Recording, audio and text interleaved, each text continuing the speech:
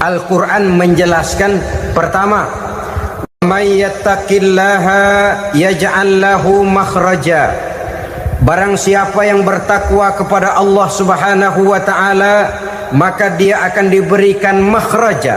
Makhraja itu jalan keluar dari segala macam kesulitan. Jalan keluarnya ada saja. Menurut ukuran kemampuan dia tidak mungkin, mustahil, tidak bisa, mana mungkin. Tapi pada waktunya ada saja jalan keluarnya. Termasuk jenis yang yaj'al lahu makhraja.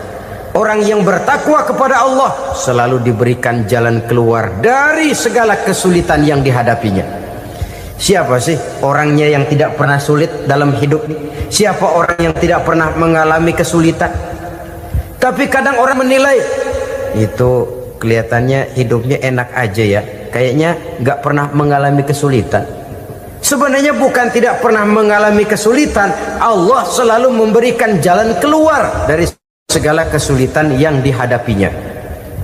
Lah kalau Allah yang memberikan jalan keluar, tentu sangat mudah sekali. Orang yang bertakwa diberikan jalan keluar dari segala macam kesulitan. Satu. Yang kedua, wa yarzuqhu min haitsu la yahtasib.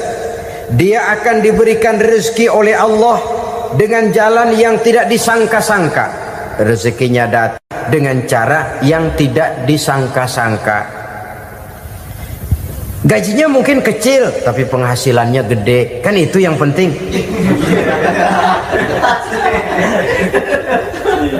Gaji dan penghasilan kan lain tuh. Boleh jadi gaji kecil, asal penghasilan gede, kan nikmat hidup itu. Nah, penghasilan ini ada yang bisa kita perkirakan. Bisa kita perkirakan. Misalnya gaji itu tadi. Kalau saya kerja, gaji saya begini. Ada rezeki yang masuk jenis min haitsu la yahtasib. Tidak kita sangka-sangka, tidak kita duga-duga, tahu-tahu ada saja rezeki. Datang orang bawa persoalan yang mendatangkan hasil.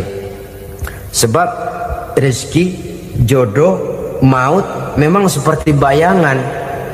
Kita uber-uber dia lari, kita diem dia diem. Kan gemesin itu. Bayang-bayang itu begitu. Kita kejar, dia lari. Rezeki juga begitu. Kita diam, dia diam.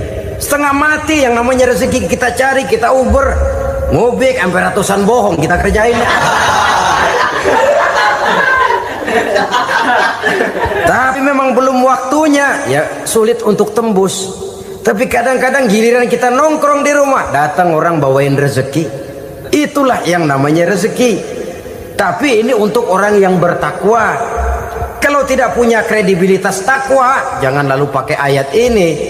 Diberikan Allah dengan rezeki dengan jalan yang tidak disangka. Kan ada ayatnya dah. Kita mah manteng aja di rumah dah. Ntar juga tuh rezeki datang. Ini fasilitas yang diberikan kepada orang yang wa may yattaqillah, bertakwa kepada Allah, yarzuqhu min haitsu la yahtasib, diberikan rezeki dengan cara yang tidak disangka-sangkanya. Maka kadar ketakwaan jangan membuat kita buruk sangka. Tuh orang ya nggak kemana-mana, duitnya ada aja. Kalau dia takwa, Allah berikan jalan keluar. Yang lantas ngelihat kiai orangnya ahli ibadah, ilmunya tinggi, akhlaknya luar biasa, takwanya tinggi, rezekinya lancar, lalu husnuzon nih kiai nggak kemana-mana, duitnya banyak, miara tuyul kali ini. Itu termasuk jaminan Allah yang masuk kategori min haitsu la yahtasib. Yang ketiga, yaj'al lahu min amrihi yusra, dimudahkan segala urusannya. Dimudahkan segala urusannya. Kemudian yang keempat, yukaffir anhu sayyiatihi wa yu'azzim lahu ajra, diampuni segala kesalahannya dan dibesarkan pahala kebaikan yang dikerjakannya. Maka mudah-mudahan puasa yang kita kerjakan mengantarkan kita kepada ketakwaan kepada Allah, dan takwa membuka janji Allah kepada kita di dalam kehidupan ini. Kenapa sih kita yakin Quran itu kitab suci? Pertama, ajarannya sesuai dengan fitrah manusia. Suatu kitab dinamakan suci kalau konsep ajarannya sesuai dengan fitrah. Contoh, ini laki-laki ini seneng nggak sama perempuan? Normal. Kalau nggak seneng saya ragu-ragu. Perempuan seneng nggak sama laki-laki?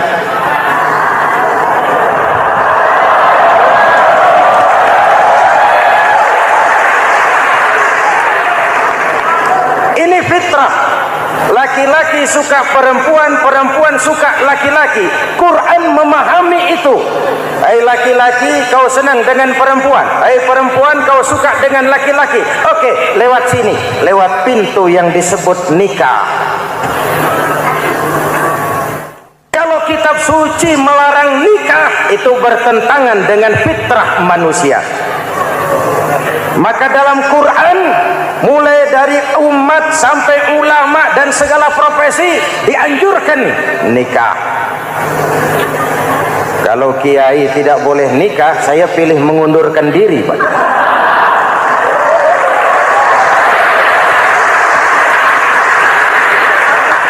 Itu bertentangan dengan fitrah.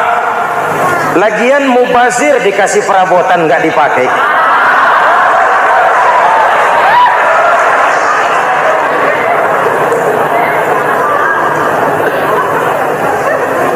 Fitrah.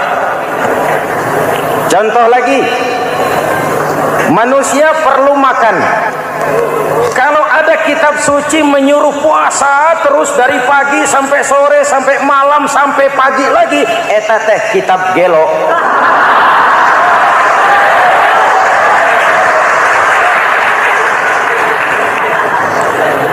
Quran sesuai dengan fitrah. Puasa mulai dari imsak sampai datang waktu maghrib. Puasa ngebleng dari pagi sampai sore sampai malam merusak kesehatan. Malam berpuasa boleh bergaul dengan istri. Kenapa? Fitrah. Kalau siang tidak boleh, malam tidak boleh, sebulan penuh panas kepala.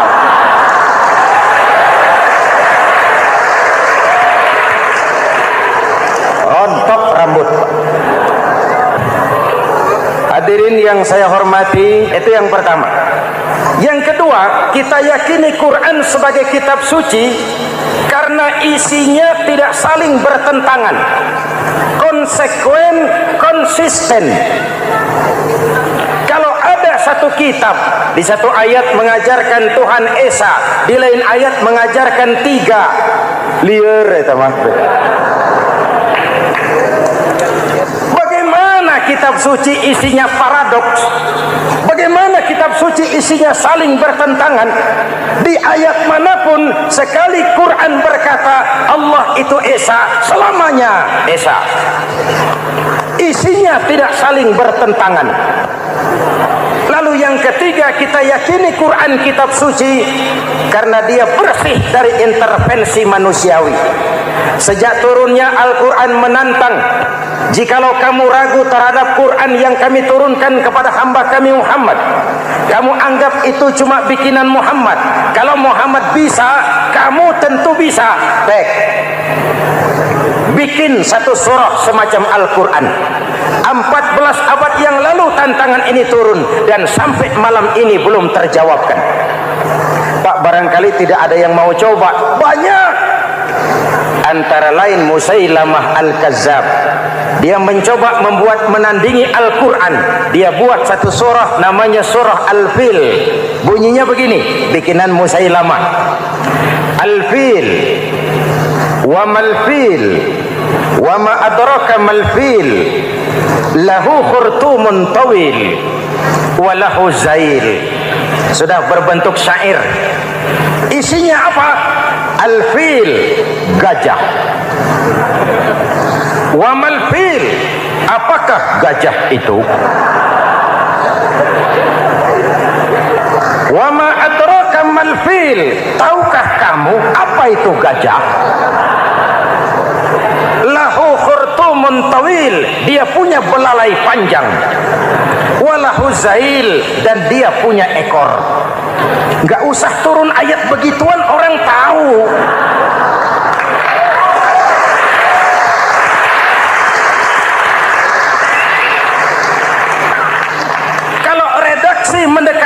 maka isi jauh panggang dari api. Kitab suci bersih dari campur tangan manusiawi. Maka Al-Quran ke bahasa apapun dia diterjemahkan, naskah aslinya tetap ikut. Dia boleh diterjemahkan ke bahasa Sunda, bahasa Jawa, bahasa Padang, bahasa Inggris, bahasa Jerman, bahasa Belanda, naskah aslinya tetap ada. Kenapa? Bahasa ke bahasa perbedaannya sering frontal. Kalau dari gelas menjadi gelas, eta mah caket. Dari lamp menjadi lampu, itu masih serumpun. Tapi cokot Sunda dengan cokot Jawa itu jauh bedanya. Atos Sunda dengan atos Jawa itu jauh.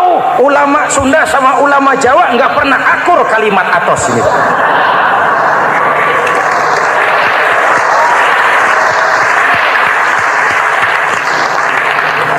Inilah kebenaran janji Allah, inna nahnu nazzalna dzikra wa inna lahu lahafizun. Kami yang turunkan Al-Quran, kami yang akan menjaganya. Ribuan orang hafal Al-Quran. Lalu apa pesan-pesan misi utama Al-Quran? Pertama, menegakkan tauhid. Ini yang lebih dahulu, membentuk kualitas sumber daya manusia dengan menanamkan nilai-nilai keimanan, membebaskan dari ketergantungan kepada benda. Ya ayyuhan nasu ubudu rabbakumul ladzi khalaqakum. Hai manusia, Tuhanmu yang perlu kau sembah hanyalah Tuhan yang telah menciptakan kamu. Jangan menyembah Tuhan yang tidak pernah menciptakan kamu. Mengapa kau menyembah harta padahal dirimu lebih berharga dari harta? Kenapa kau menyembah pangkat dan jabatan padahal dirimu lebih berharga dari pangkat dan jabatan?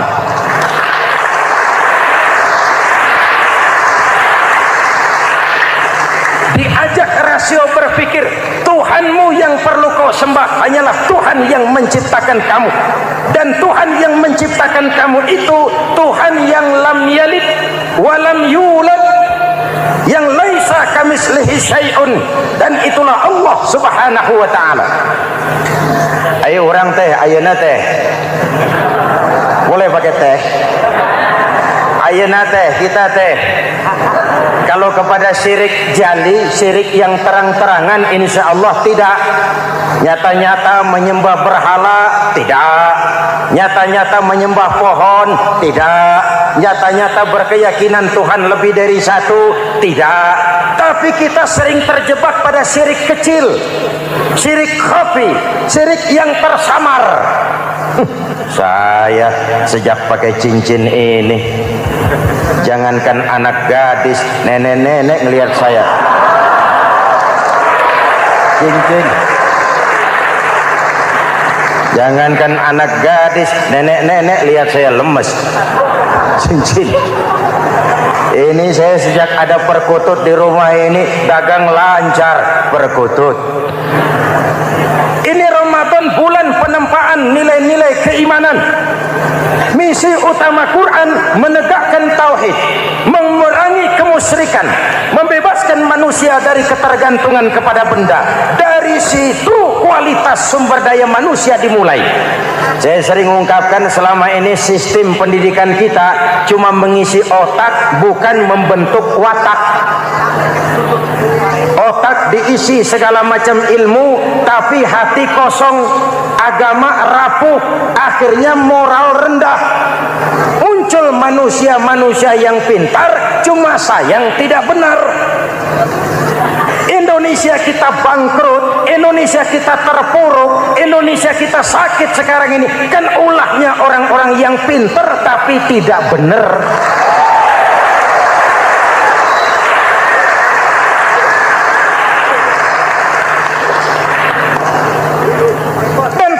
Bicara kayak begini, ini bukan pidato politik, ini nurani. Politik naon kadut.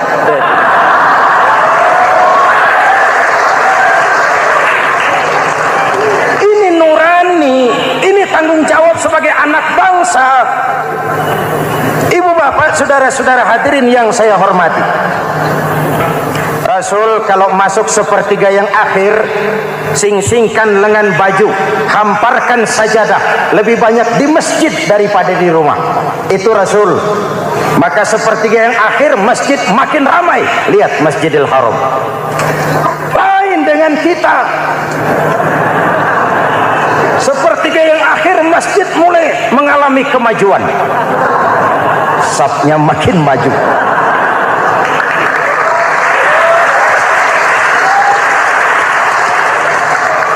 Pasar ramai, terminal beludak. Padahal sepertiga yang akhir itu puncak. Padahal di situ nilai tambah. Dan anggap ini Ramadan terakhir yang diberikan Allah kepada kita. Kenapa? Memang tidak ada jaminan tahun depan ketemu Ramadan lagi.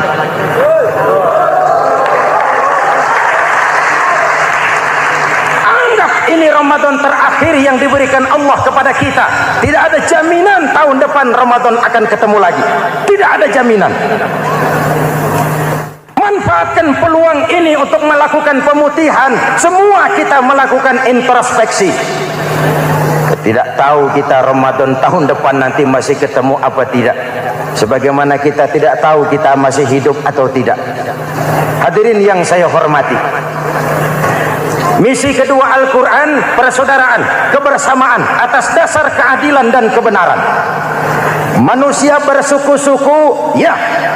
Manusia berbangsa-bangsa, memang itu diakui oleh Al-Quran. Inna khalaqnakum min dzakari wa untha wa ja'alnakum syu'uban wa qabaila. Kami ciptakan kamu dari laki-laki dan perempuan. Kami jadikan kamu bersuku-suku dan berbangsa-bangsa. Apa tujuannya? Agar kamu saling mengenal satu dengan yang lain. Persaudaraan, kebersamaan atas dasar keadilan dan kebenaran. Yang terlepas dari ras.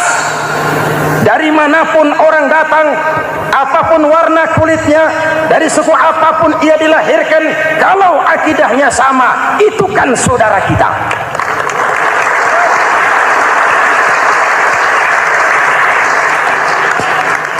Seperti di masjid, kita tidak peduli dari mana kita datang. Yang datang dari kidul, madhab ngulon mang. Yang datang dari sebelah lor, madhab ngulon mang. Yang datang dari sebelah wetan, madhab kulon mang. Yang datang dari kulon, madhab ngulon. Bukan soal dari mana kau datang, tapi satu arah menghadapmu. Kau mau Betawi, mau Sunda, mau Jawa, mau Padang, mau Aceh, mau Batak, mau Ambon, kita satu nusa, satu bangsa, satu bahasa. Kita jadi lem perekat buat lingkungan kita di saat keutuhan kita sebagai bangsa sedang dalam ujian berat. Semangat kebersamaan atas dasar keadilan. Tidak ada mayoritas menekan minoritas. Umat Islam itu kalau besar dia mampu melindungi yang kecil. Kalau kecil dia bisa menjaga diri. Tiap sholat Jumat khatib berpesan pada akhir khutbah kedua, innallaha ya'muru bil adli wal ihsan. Innallaha ya'muru bil adli wal ihsan. Allah memerintahkan kamu menegakkan keadilan dengan argumen, bukan dengan sentimen. Mengajak, bukan mengejek. Merangkul, tidak untuk tujuan memukul. Kalau sebagai bangsa kita utuh, kompak dan bersatu, saya yakin kita akan bisa mengatasi kesulitan-kesulitan sekarang ini.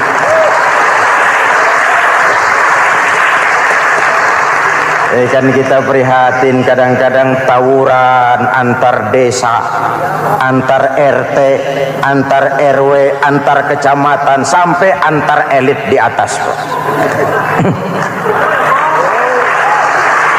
Makanya saya ulang lagi pesan ini, kalau elit di atas tawuran, jadilah penonton yang baik.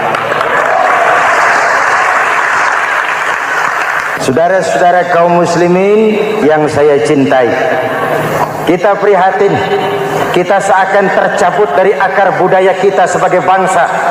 Kenapa kita yang berfalsafahkan Pancasila, kenapa kita yang berketuhanan yang Maha Esa tiba-tiba jadi beringas dan brutal?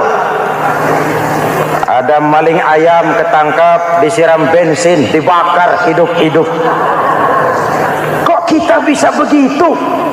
Street justice, pengadilan jalanan mulai tegak. Iyalah kita tidak puas dengan kerja aparat kita, tapi jangan main hakim sendiri. Ini negara, bukan hutan.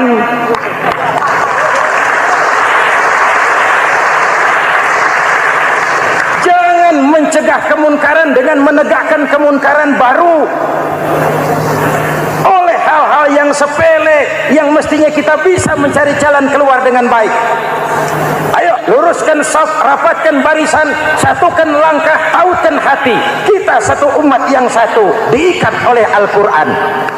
Hanya dengan kebersamaan kita akan mampu menata hari esok yang lebih baik atas dasar keadilan dan kebenaran. Dulu teh Muhammad Toha teriak takbir ngadepi Belanda.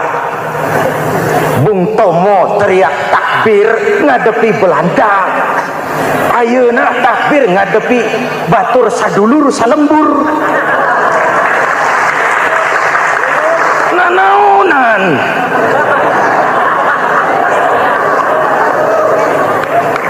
Bung Tomo teriak takbir, Muhammad Toha teriak takbir. Yang dihadapi jelas penjajah Belanda. Kita ngadepi saudara sendiri, Allahu Akbar. Yang sana teriak Allahu Akbar. Setan tepuk tangan di tengah. Yuk kita rukun yuk. Kita kompak yuk. Kita bersatu yuk. Kita pulang yuk.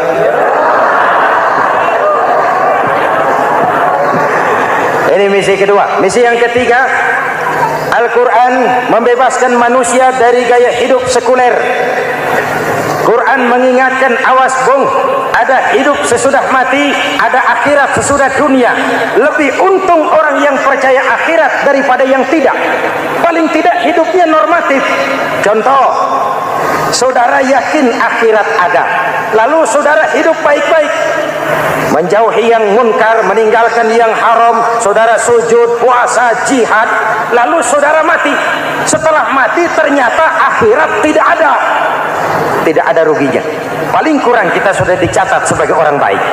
Sebaliknya, saudara tidak percaya sama akhirat, lalu hidup seenaknya, judi, mabuk, zina, nipu orang, korupsi, tenggelam dalam kemunkaran, lalu mati. Setelah mati ternyata akhirat ada. Kemana anjen? Lebih untung orang yang percaya akhirat ketimbang yang tidak. Hidupnya ada rem.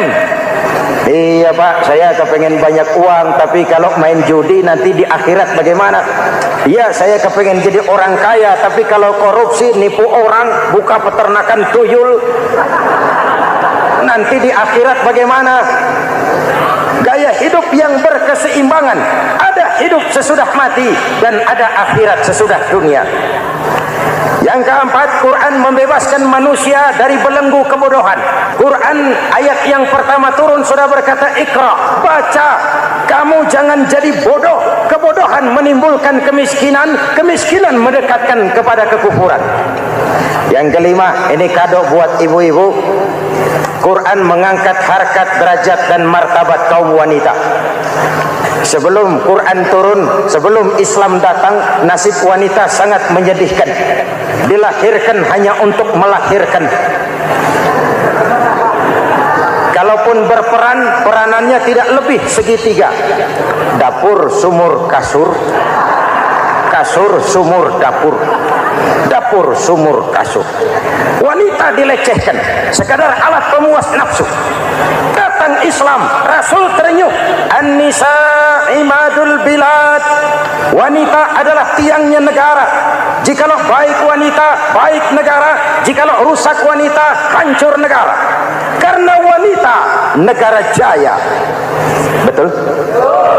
Karena wanita, negara hancur. Betul? Maka wanita adalah bidadari yang kadang-kadang setan. Kadang-kadang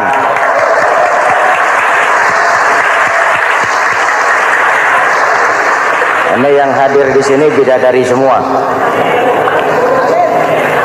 Ibu bapak, saudara-saudara hadirin yang saya hormati. Lalu bagaimana sikap kita terhadap Al-Quran? Quran sendiri menjelaskan, "Tsumma awrasnal kitaba allazina istafaina min ibadina." Kemudian kami wariskan kitab Al-Quran yang kami pilih buat hamba-hamba kami yang terpilih. Luar biasa. Umatnya umat pilihan, rasulnya rasul pilihan, kitabnya pun kitab pilihan. Kami wariskan Al-Quran kepada hamba-hamba kami yang kami pilih. Bagaimana sikap mereka setelah menerima Al-Quran? Terbagi tiga. Pertama, faminhum zalimun linafsihi. Di antara mereka ada yang setelah menerima Al-Quran lalu zalim kepada dirinya sendiri. Diterimanya Al-Quran dengan lidahnya, tapi ditolak dengan perbuatannya. Mulutnya menjunjung Al-Quran, perbuatannya menginjak Al-Quran. Quran bilang ke barat, dia pergi ke timur. Quran bilang ke selatan, dia berangkat ke utara. Quran bilang haram, dia terjang. Quran bilang halal, dia tidak mau. Orang seperti itu tidak zalim kepada Allah, tapi zalim kepada dirinya sendiri. Mudah-mudahan kita yang termasuk golongan ini. Amin. Yang kedua, wa minhum muqtasid. Di antara mereka ada yang menerima Quran 50-50. Separuh-separuh. Yang enak dilaksanakan, yang berat ditinggal. Padahal pada sisi lain Quran mengajarkan masuklah ke dalam Islam secara total, kafah, jangan separuh-separuh. Ini watak munafik. Kalau dilihat Islam menguntungkan, rame-rame teriak Islam. Ketika diminta berjihad, diminta berkorban, diminta zakat, rame-rame mengundurkan diri. Saya bangkrut pak, saya miskin pak, saya pailit pak. Mental itu dalam awal-awal Baqarah dijelaskan.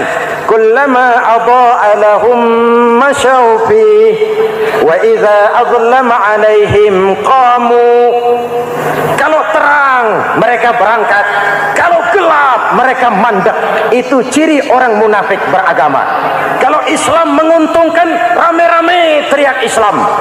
Ketika diminta berjihad, berkorban, berjuang, rame-rame mengundurkan diri. Muqtasid. Golongan yang ketiga, ini yang ideal.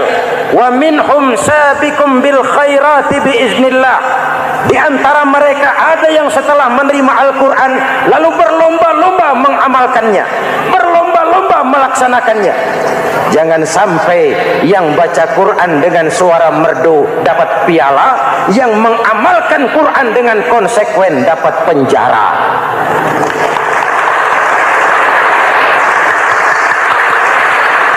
Itu ironi, itu menyedihkan, itu memilukan, dan itu memalukan.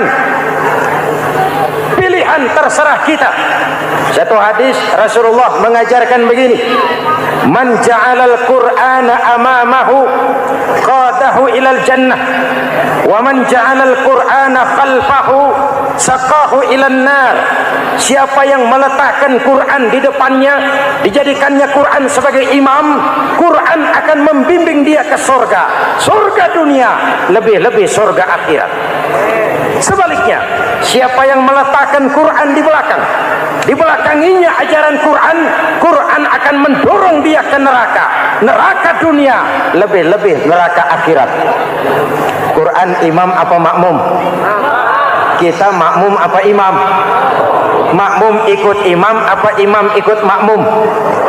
Makmum ikut imam. Jikalau Quran adalah imam, jikalau kita adalah makmum. Ke barat kata Quran, ke barat kita berangkat. Ke timur kata Quran, ke timur kita menuju. Halal kata Quran, itu yang kita ambil.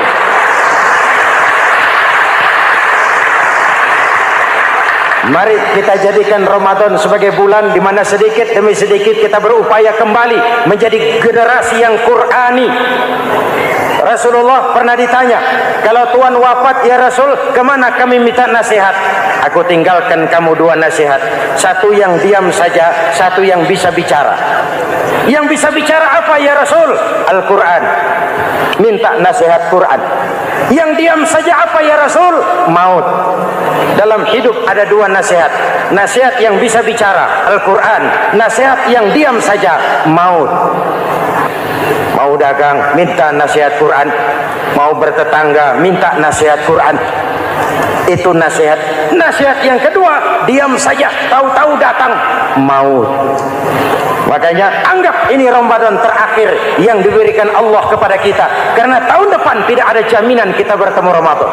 Manfaatkan 10 yang akhir untuk meningkatkan nilai ibadah kita kepada Allah Subhanahu wa taala. Pada pertemuan kali ini secara khusus kita akan membicarakan tentang puasa ini. Kita akan mulai dari yang pertama, puasa sunnah. Sebagaimana yang kita maklum, sunnah adalah satu perbuatan yang apabila kita kerjakan berpahala, tapi apabila kita tinggalkan tidak merupakan dosa. Hanya saja ia merupakan barometer dan ukuran daripada orang-orang yang cinta kepada sunnah itu sendiri. Ada banyak jenis puasa-puasa sunnah ini. Yang pertama, puasa sunnah di bulan Muharram. Rasulullah sallallahu alaihi wasallam bersabda, "Afdhalus siyami ba'da Ramadan syahrullahil Muharram, wa afdhalus salati ba'dal fardhah salatul lail."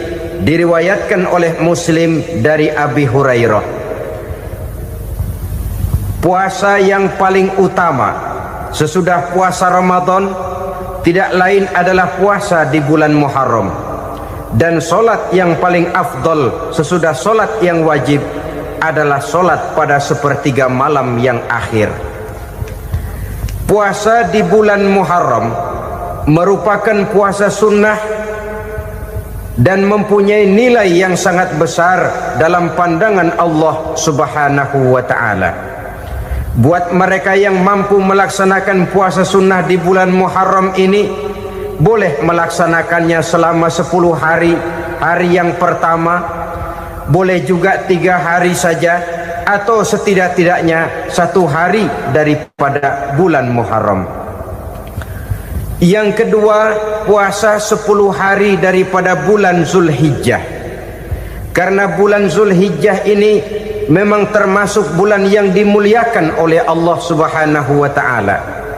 Pertama, di sana ada hari Tarwiyah, ada hari Arafah, ada hari kurban, ada talbiyah, ada pelaksanaan haji dengan segala manasiknya. Maka puasa sunnah di bulan Zulhijjah merupakan amalan yang sangat utama dan besar pahalanya dalam pandangan Allah Azza wa Jalla. Sebagian ulama menjelaskan, man shoma hazihil ayyam akramahullahu bi asri asya'in. Siapa orang yang melaksanakan ibadah puasa sunnah pada hari-hari 10 di bulan Zulhijjah ini, Allah Subhanahu wa ta'ala akan memuliakannya dengan 10 macam perkara. Saudara, ini keuntungannya. Yang pertama, orang yang puasa di hari-hari 10 bulan Zulhijjah diberikan al-barakah fi umrihi, diberikan keberkahan pada umurnya. Setiap kita ingin memperoleh umur yang berkah. Umur yang berkah itu yang bagaimana? Apa yang jumlahnya panjang? Mungkin. Tetapi yang jelas, umur yang berkah ini adalah umur yang bisa dipertanggungjawabkan di hadapan Allah Subhanahu wa ta'ala. Artinya, umur yang diisi penuh dengan kebajikan, umur yang diisi dengan segala macam kegiatan ibadah, dan umur yang dengan demikian sungguh pun kita sudah mati, jasad terkubur dalam tanah, nama kita akan tetap hidup, dikenal orang oleh karena kebajikan yang kita kerjakan. Saya kira akan lebih merupakan azab ketimbang nikmat kalau orang diberikan umur panjang tapi hanya untuk menumpuk-numpuk dosa saja? Kan lebih baik mana? Umur pendek banyak pahala, umur panjang banyak dosa. Lebih baik mana? Hah? Saya yakin yang paling baik tentu umur panjang banyak pahala. Paling sial umur pendek dosa melulu. Sudah diberikan umur pendek tidak seberapa, dosa berlipat ganda. Itu kalau orang kampung bilang tekor namanya. Rugi. Umur pendek hanya untuk menumpuk-numpuk dosa. Boleh jadi kalau umat-umat zaman dulu, saudara, mereka diberikan umur panjang. Nabi Adam, kita tahu Nabi Adam itu 2000 tahun umurnya. Nabi Nuh 950 tahun. Umatnya ya rata-rata segitu itu. Nah, kalau mereka misalnya punya umur 800 tahun, lalu 200 tahun mereka melakukan dosa, kan masih punya restan 600 tahun untuk taubat. Karena umurnya diberikan jatah panjang. Kita ini oleh Allah Subhanahu wa taala, umat Nabi Muhammad ini umurnya pendek-pendek.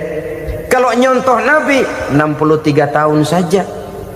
Kalau diberikan 70 tahun umur kita sekarang, itu sudah dapat jatah lebih 7 tahun.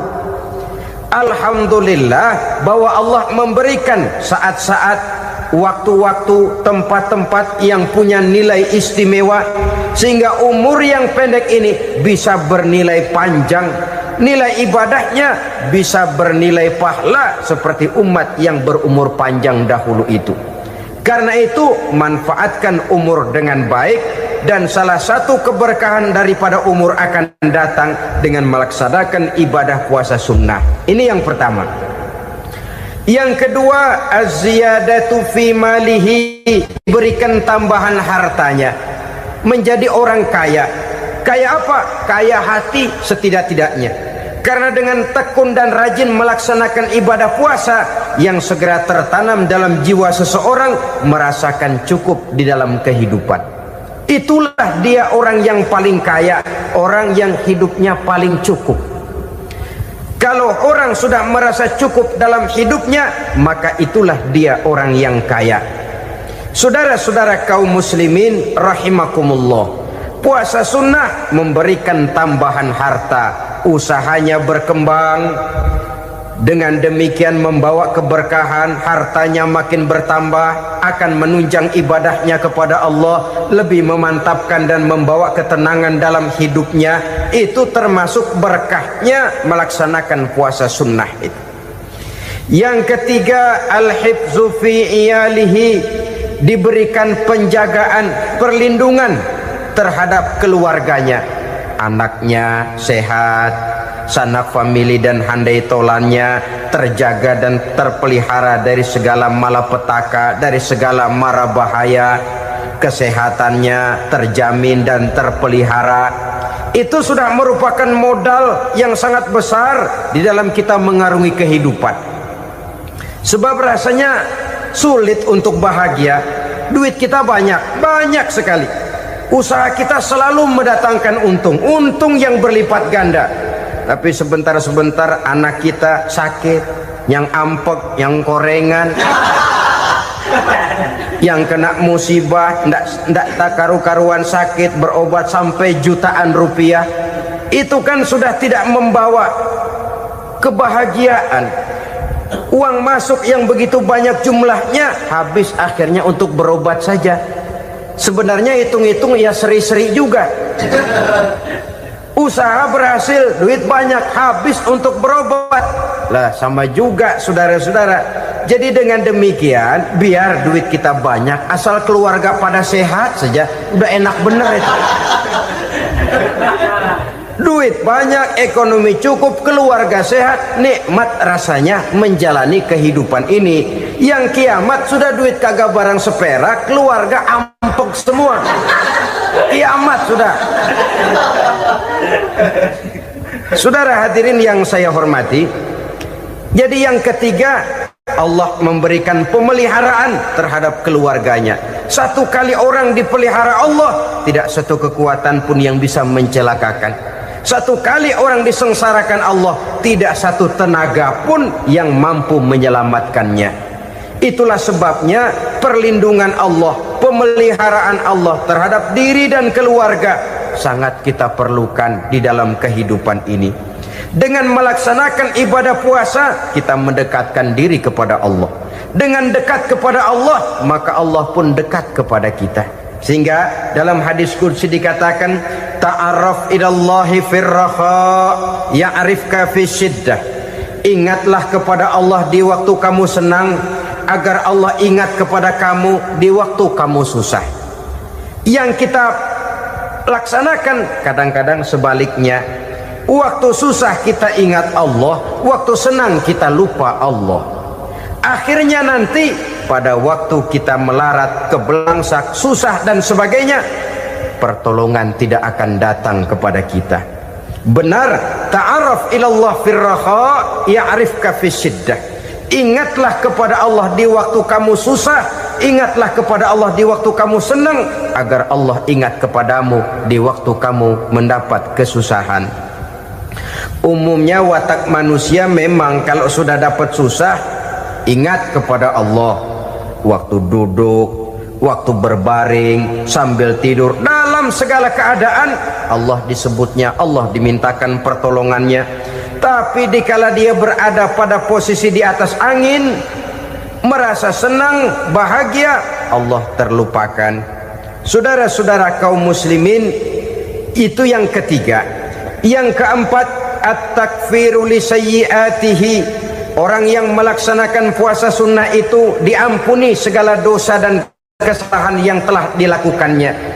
Dan yang kelima, at-tad'ifu li hasanatihi, diberikan balasan yang berlipat ganda dari segala kebaikan yang dikerjakannya. Satu berbalas 7, 7 bisa berbalas 10, 10 masih berbalas 100, masih ditambah dengan wallahu yudha'ifu liman yasha. Allah melipat gandakan pahala orang-orang yang dikehendakinya. Maka carilah satu kebaikan yang apabila kita kerjakan, dosa akan dihapus dan nilai pahalanya menjadi berlipat ganda.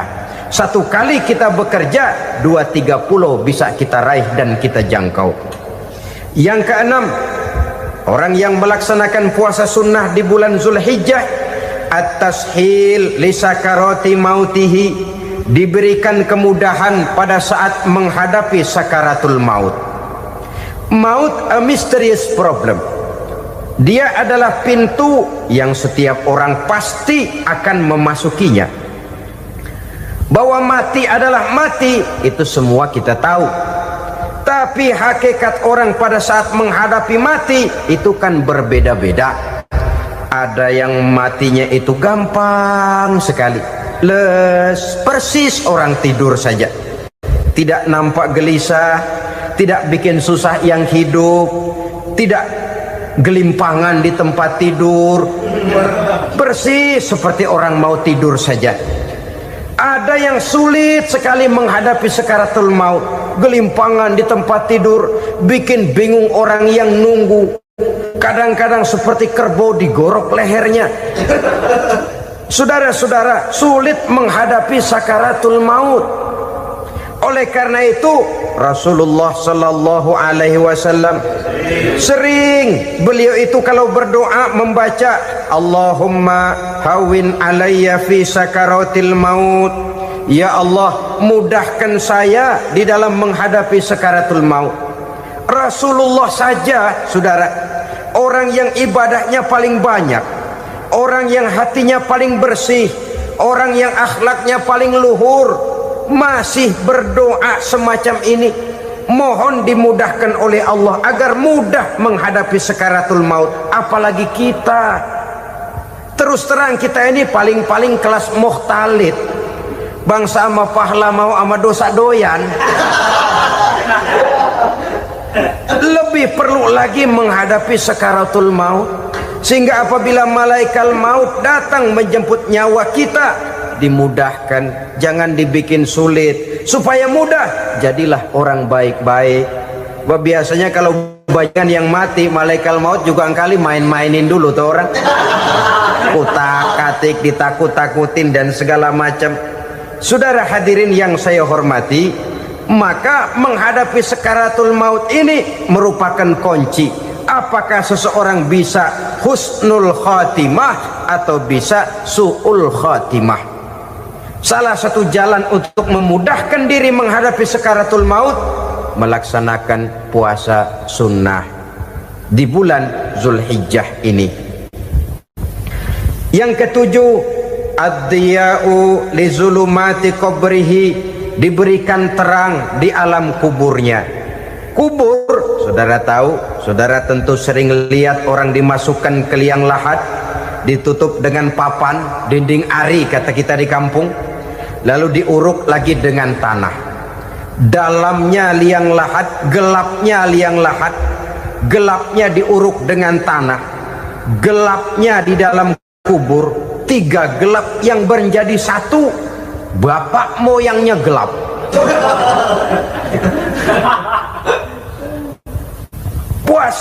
Puasa sunnah ini merupakan terang di alam kubur kita nanti. Yang kedelapan, at-tasqil limizanihi, diberikan keringanan pada timbangan di hari akhirat nanti. Bahwa setelah dibangkitkan dari kubur, setiap kita akan menghadapi perhitungan, akan ditimbang segala macam kebaikan dan segala macam kejahatan yang pernah kita lakukan di dalam kehidupan. Orang yang melaksanakan ibadah puasa sunnah, at-tasqilu limizanihi, diberikan keringanan timbangan hari akhiratnya nanti. Yang kesembilan, an-najah minal bala, diberikan keselamatan dari segala macam bencana. Dan yang kesepuluh, as-su'ud ala darajatihi, diberikan ketinggian, naik derajatnya, derajat di dunia, lebih-lebih lagi derajat di akhirat nanti. Ini keutamaan yang diberikan Allah Subhanahu wa ta'ala kepada mereka yang melaksanakan ibadah puasa 10 hari di bulan Zulhijjah menurut penjelasan sebagian dari para ulama kita. Jadi setelah puasa Muharram ada lagi puasa Zulhijjah. Kemudian puasa sunnah yang ketiga, puasa sunnah pada hari Senin dan hari Kamis. Apa sumber hukumnya? Diriwayatkan oleh Imam Muslim dari Abi Qatadah, Rasulullah sallallahu alaihi wasallam ditanya tentang puasa pada hari Senin. Kenapa Rasul melakukan itu? Beliau menjawab, zalika yaumu wulidtu fihi wa yaumu bu'istu au unzila alayya fihi. Hari Senin itu adalah hari di mana aku dilahirkan dan hari di mana aku dibangkitkan. Wahyu pertama turun kepadaku pun pada hari itu. Maka sunnah melaksanakan puasa pada hari itu. Adapun hari Kamis, ada hadis yang diriwayatkan oleh Imam Turmuzi dari Abi Hurairah, Nabi bersabda, tu'radul a'malu yaumul isnaini wal khamisi fa uhibbu ay yu'radu amali wa ana sha'im. Disetor amal setiap manusia pada hari Senin dan pada hari Kamis. Maka aku ingin, kata Nabi, agar pada saat amalku disetor itu aku sedang puasa. Jadi malaikat itu menurut riwayat ini mencatat dan menyetorkan catatan amalan seseorang pada hari Senin, hari Kamis. Tiap hari Senin amalan kita disetor oleh malaikat. Catatan terakhir tentu yang sedang kita kerjakan, sehingga yang masuk daftar, saya tinggalkan orang ini, dia sedang puasa, karena naik catatan amalnya pada hari Senin. Kamis diangkat lagi, catatan paling akhir, saya tinggalkan orang ini, dia sedang puasa. Itu makna fa uhibbu ayyurada amali wa ana shaim. Aku senang kalau pada saat amalku disetor, catatan paling akhir aku lagi puasa. Satu keistimewaan. Alangkah celaka tiap amalan disetor kita sedang berbuat jahat. Senin, Kemis, teler, mabok, judi. Tiap amalan disetor catatan akhirnya saya tinggalkan si fulan lagi teler. Laporan Senin. Kemis laporan lagi. Saya tinggalkan si fulan lagi mirit kartu. Saudara hadirin yang saya muliakan, alangkah jeleknya catatan kita. Oleh karena itu sunnah puasa pada hari Senin dan hari Kamis. Ini amalan sunnah saudara-saudara.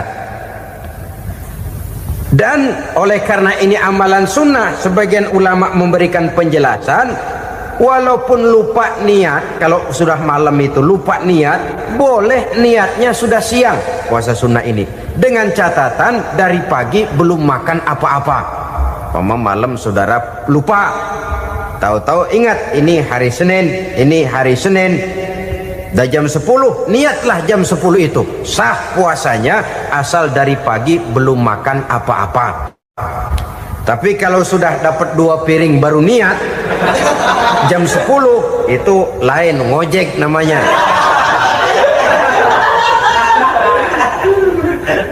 Jadi puasa sunnah yang ketiga, puasa pada hari Senin dan hari Kamis.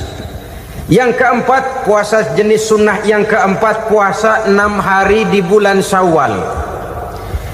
Diriwayatkan oleh Imam Muslim dari Abi Ayyub bahwa Nabi bersabda, "Man shoma Ramadhana summa atba'ahu sittan min Syawal kana kasyamid dahri."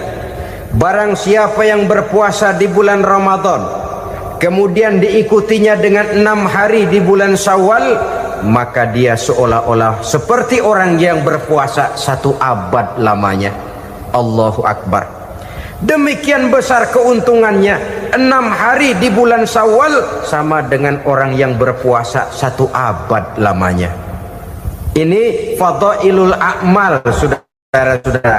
Jangan diartikan karena menang sudah puasa 6 hari bulan Syawal, Ramadan tahun depannya lantas nggak puasa. Kenapa? Ukurannya sudah 1 abad.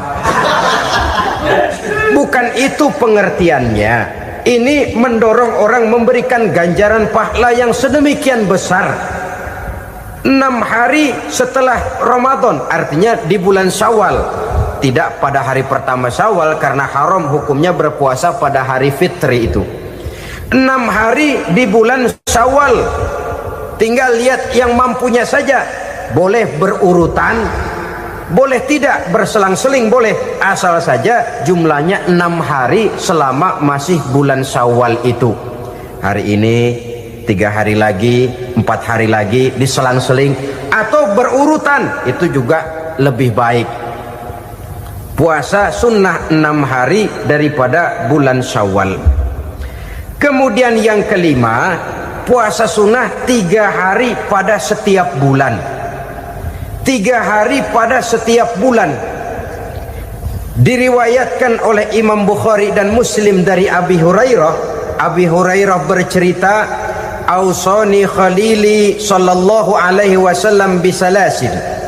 Kekasih saya Rasulullah berwasiat kepada saya, memesankan benar-benar kepada saya untuk melaksanakan 3 amalan yang terpuji. Pertama, siyamu salasati ayyamin min kulli syahrin. Puasa 3 hari dalam setiap bulan. Ini wasiat yang pertama. 3 hari pada setiap bulan. Tidak peduli bulan apa saja. Dalam artian ya bulan menurut perhitungan Islam ya. Muharram, Safar, Rabiul Awal, Rabiul Tsani, Jumadal Ula, Jumadil Akhir, Rajab, Sya'ban, Ramadan, Syawal, Zulqa'dah, Zulhijjah dan selanjutnya.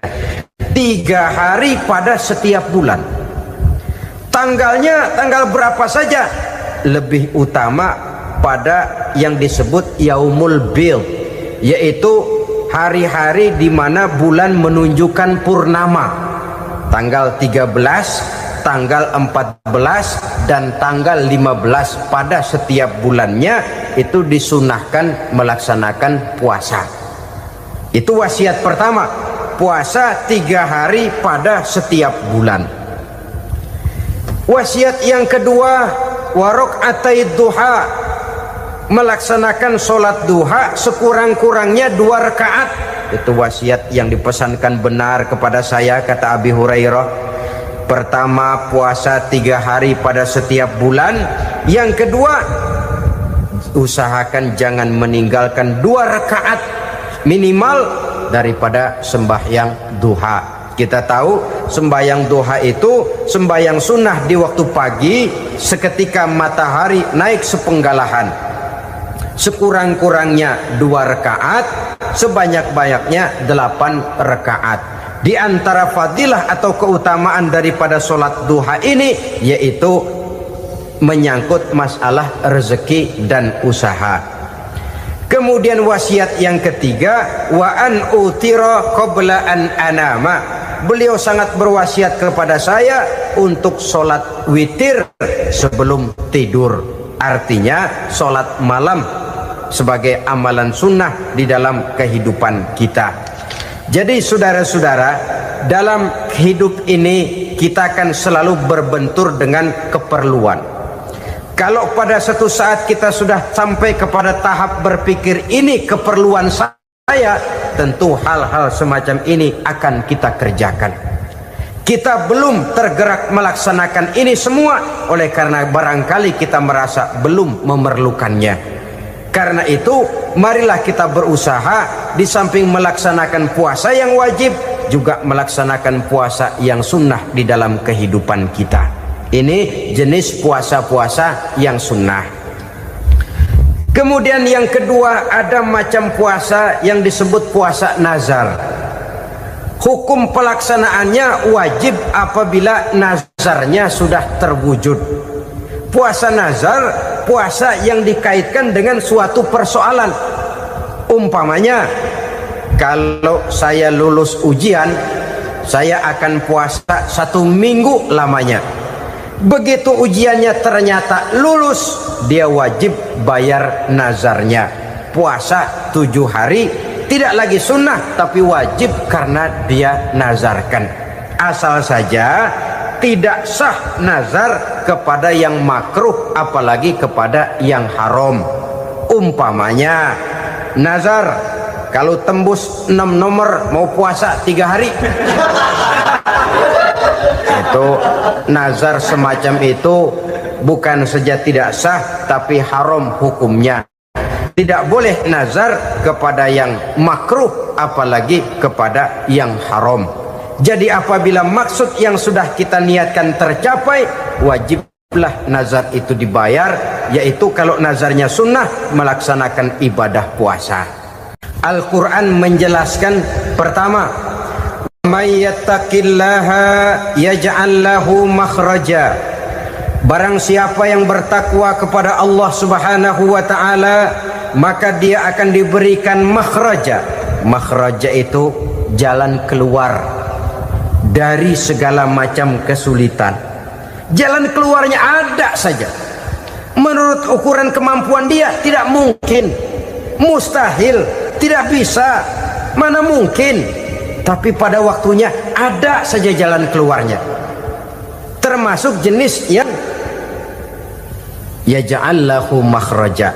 Orang yang bertakwa kepada Allah selalu diberikan jalan keluar dari segala kesulitan yang dihadapinya. Siapa sih orangnya yang tidak pernah sulit dalam hidup ini? Siapa orang yang tidak pernah mengalami kesulitan? Tapi kadang orang menilai itu kelihatannya hidupnya enak aja ya, kayaknya nggak pernah mengalami kesulitan. Sebenarnya bukan tidak pernah mengalami kesulitan, Allah selalu memberikan jalan keluar dari segala kesulitan yang dihadapinya. Lah kalau Allah yang memberikan jalan keluar, tentu sangat mudah sekali. Orang yang bertakwa diberikan jalan keluar dari segala macam kesulitan.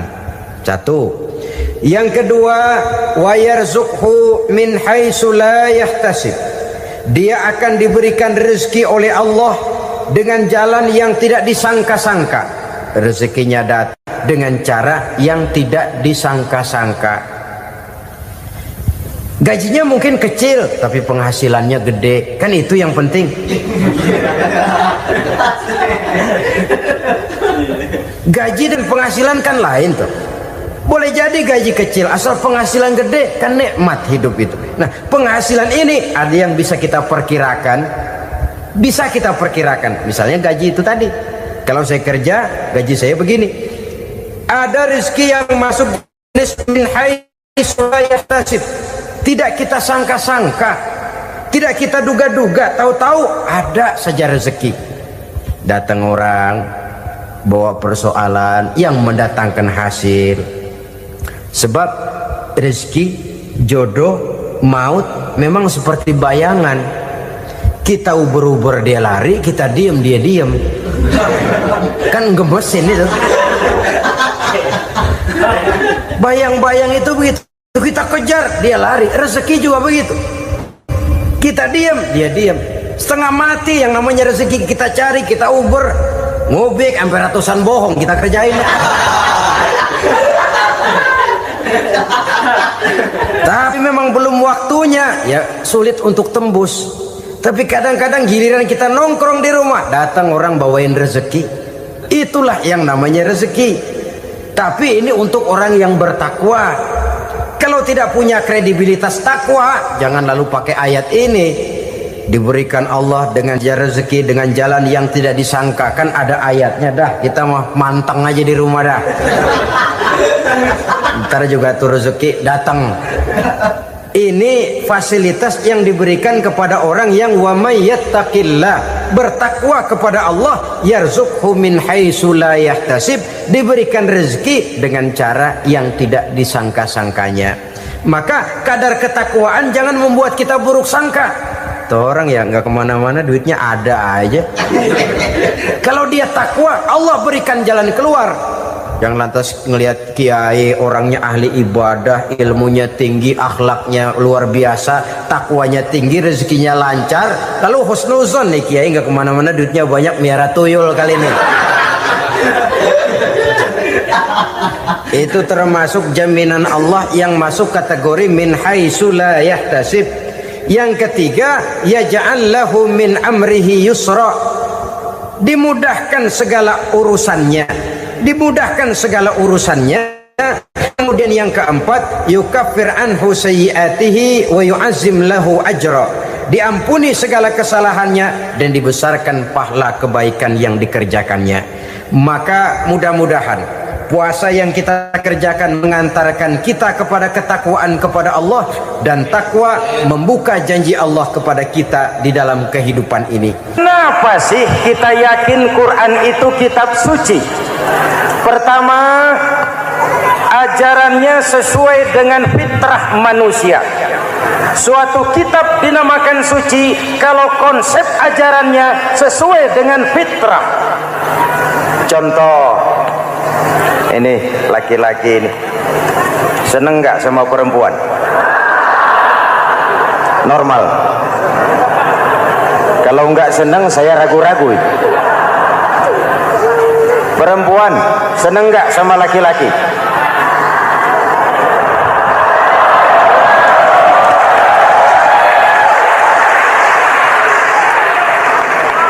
Ini fitrah. Laki-laki suka perempuan, perempuan suka laki-laki. Quran memahami itu. Hai laki-laki, kau senang dengan perempuan. Hai perempuan, kau suka dengan laki-laki. Oke, lewat sini, lewat pintu yang disebut nikah. Kalau kitab suci melarang nikah, itu bertentangan dengan fitrah manusia.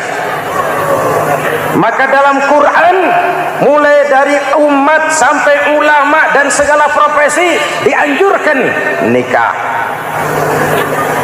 Kalau kiai tidak boleh nikah, saya pilih mengundurkan diri, Pak.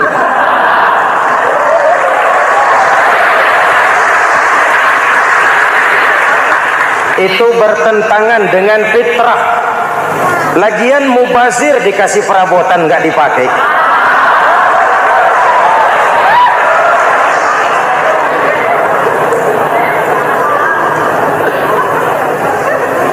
Fitrah. Contoh lagi, manusia perlu makan. Kalau ada kitab suci menyuruh puasa terus dari pagi sampai sore sampai malam sampai pagi lagi, eta teh kitab gelo.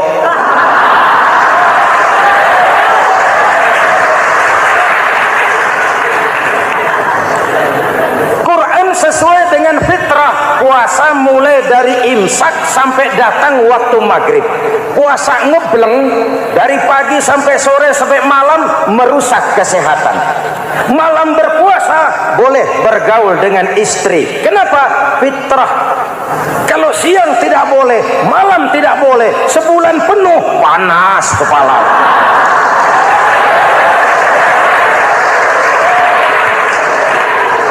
Rontok rambut. Hadirin yang saya hormati, itu yang pertama. Yang kedua, kita yakini Quran sebagai kitab suci karena isinya tidak saling bertentangan, konsekuen, konsisten. Kalau ada satu kitab, di satu ayat mengajarkan Tuhan Esa, di lain ayat mengajarkan tiga, liar itu mah. Kitab suci isinya paradoks. Bagaimana kitab suci isinya saling bertentangan? Di ayat manapun sekali Quran berkata Allah itu Esa, selamanya Esa. Isinya tidak saling bertentangan. Lalu yang ketiga, kita yakini Quran kitab suci karena dia bersih dari intervensi manusiawi. Sejak turunnya Al-Quran menantang, jikalau kamu ragu terhadap Quran yang kami turunkan kepada hamba kami Muhammad, kamu anggap itu cuma bikinan Muhammad. Kalau Muhammad bisa, kamu tentu bisa. Baik, bikin satu surah semacam Al-Quran. 14 abad yang lalu tantangan ini turun dan sampai malam ini belum terjawabkan. Pak, barangkali tidak ada yang mau coba. Banyak. Antara lain Musailamah Al-Kazzab. Dia mencoba membuat menandingi Al-Quran. Dia buat satu surah namanya surah Al-Fil. Bunyinya begini, bikinan Musailamah.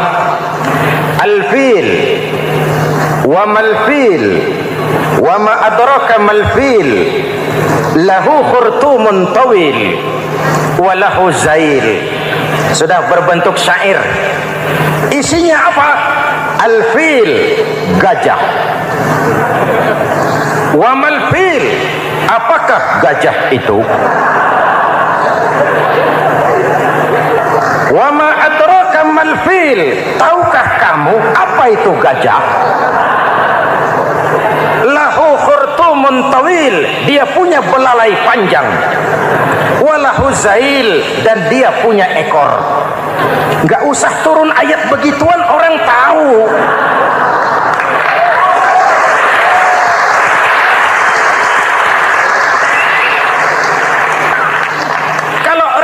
Mendekati, maka isi jauh panggang dari api. Kitab suci bersih dari campur tangan manusiawi.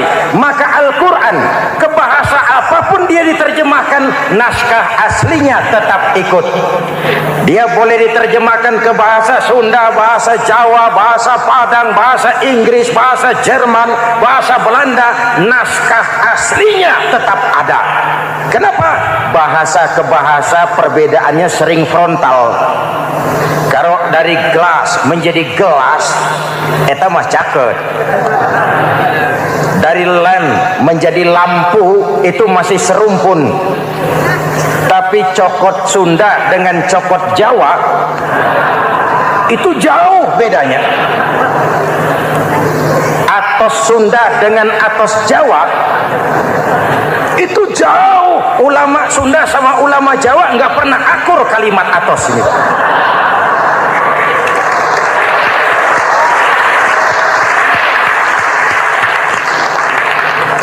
Inilah kebenaran janji Allah, inna nahnu nazzalna dzikra wa inna lahu lahafizun. Kami yang turunkan Al-Quran, kami yang akan menjaganya. Ribuan orang hafal Al-Quran. Lalu apa pesan-pesan misi utama Al-Quran? Pertama, menegakkan tauhid. Ini yang lebih dahulu, membentuk kualitas sumber daya manusia dengan menanamkan nilai-nilai keimanan, membebaskan dari ketergantungan kepada benda. Ya ayyuhan nasu ubudu rabbakumul ladzi khalaqakum. Hai manusia, Tuhanmu yang perlu kau sembah hanyalah Tuhan yang telah menciptakan kamu. Jangan menyembah Tuhan yang tidak pernah menciptakan kamu. Mengapa kau menyembah harta, padahal dirimu lebih berharga dari harta? Kenapa kau menyembah pangkat dan jabatan padahal dirimu lebih berharga dari pangkat dan jabatan?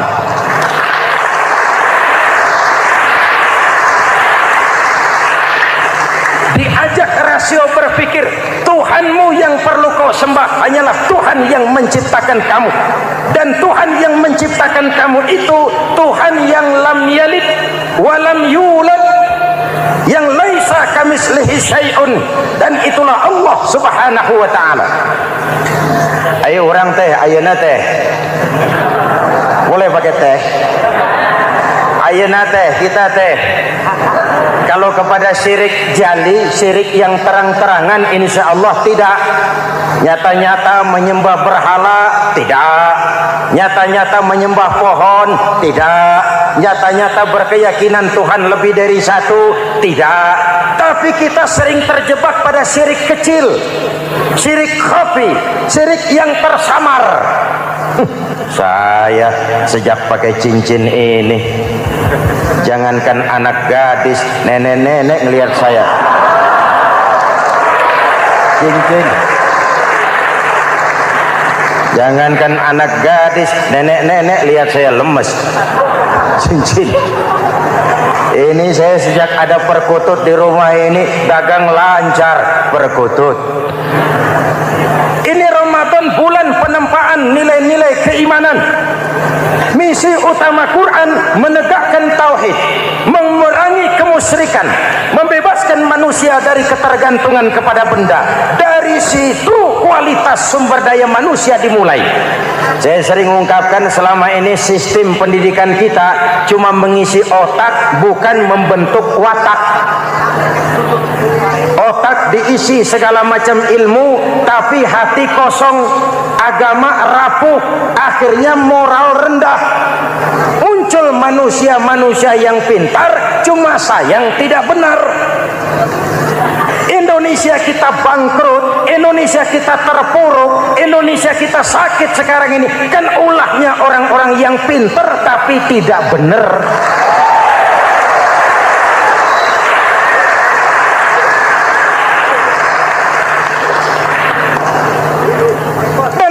Bicara kayak begini, ini bukan pidato politik, ini nurani politik naon kadut.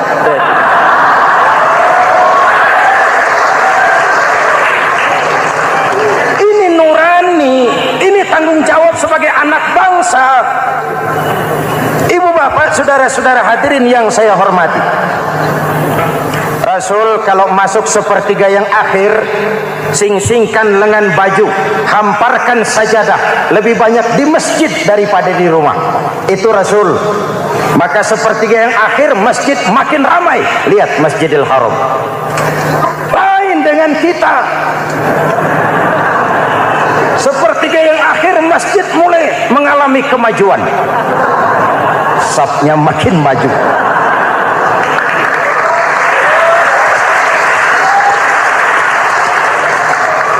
Pasar ramai, terminal beludak. Padahal sepertiga yang akhir itu puncak. Padahal di situ nilai tambah. Dan anggap ini Ramadan terakhir yang diberikan Allah kepada kita. Kenapa? Memang tidak ada jaminan tahun depan ketemu Ramadan lagi.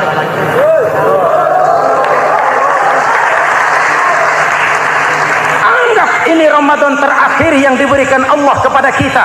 Tidak ada jaminan tahun depan Ramadan akan ketemu lagi. Tidak ada jaminan. Manfaatkan peluang ini untuk melakukan pemutihan. Semua kita melakukan introspeksi. Tidak tahu kita Ramadan tahun depan nanti masih ketemu apa tidak. Sebagaimana kita tidak tahu kita masih hidup atau tidak. Hadirin yang saya hormati, misi kedua Al-Quran, persaudaraan, kebersamaan atas dasar keadilan dan kebenaran. Manusia bersuku-suku, ya. Manusia berbangsa-bangsa, memang itu diakui oleh Al-Quran. Inna khalaqnakum min dzakari wa untha wa ja'alnakum syu'uban wa qabaila. Kami ciptakan kamu dari laki-laki dan perempuan.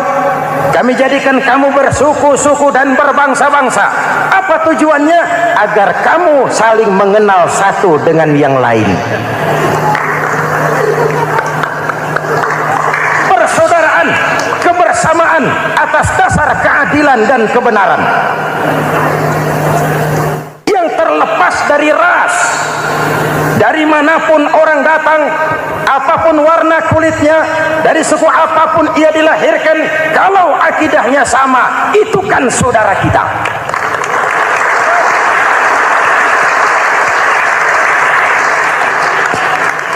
Seperti di masjid, kita tidak peduli dari mana kita datang. Yang datang dari kidul, madhab ngulon mang. Yang datang dari sebelah lor, madhab ngulon mang. Yang datang dari sebelah wetan, madhab kulon mang. Yang datang dari kulon, madhab ngulon. Bukan soal dari mana kau datang, tapi satu arah menghadapmu. Kau mau Betawi, mau Sunda, mau Jawa, mau Padang, mau Aceh, mau Batak, mau Ambon, kita satu nusa, satu bangsa, satu bahasa. Marilah kita jadi lem perekat buat lingkungan kita di saat keutuhan kita sebagai bangsa sedang dalam ujian berat. Semangat kebersamaan atas dasar keadilan. Tidak ada mayoritas menekan minoritas. Umat Islam itu kalau besar, dia mampu melindungi yang kecil. Kalau kecil, dia bisa menjaga diri. Tiap solat Jumat khatib berpesan pada akhir khutbah kedua, innallaha ya'muru bil adli wal ihsan. Innallaha ya'muru bil adli wal ihsan. Allah memerintahkan kamu menegakkan keadilan dengan argumen, bukan dengan sentimen. Mengajak, bukan mengejek. Merangkul, tidak untuk tujuan memukul. Kalau sebagai bangsa kita utuh, kompak dan bersatu, saya yakin kita akan bisa mengatasi kesulitan-kesulitan sekarang ini.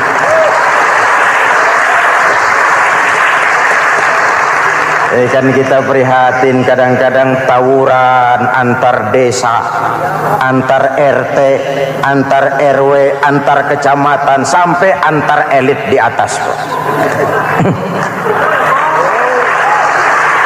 Makanya saya ulang lagi pesan ini, kalau elit di atas tawuran, jadilah penonton yang baik.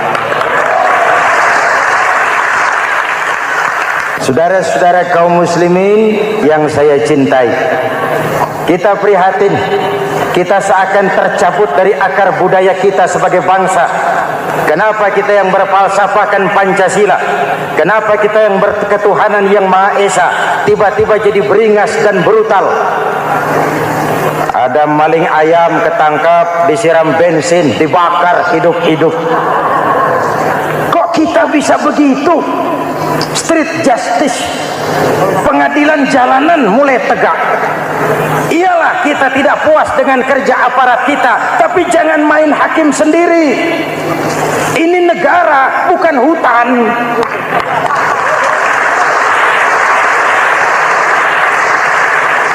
Jangan mencegah kemunkaran dengan menegakkan kemunkaran baru. Oleh hal-hal yang sepele, yang mestinya kita bisa mencari jalan keluar dengan baik. Ayo luruskan saf, rapatkan barisan, satukan langkah, tautan hati. Kita satu umat yang satu, diikat oleh Al-Quran. Hanya dengan kebersamaan kita akan mampu menata hari esok yang lebih baik atas dasar keadilan dan kebenaran. Dulu teh Muhammad Toha teriak takbir ngadepi Belanda. Bung Tomo teriak takbir ngadepi Belanda. Ayeuna takbir ngadepi batur sadulur salembur. Nanaunan.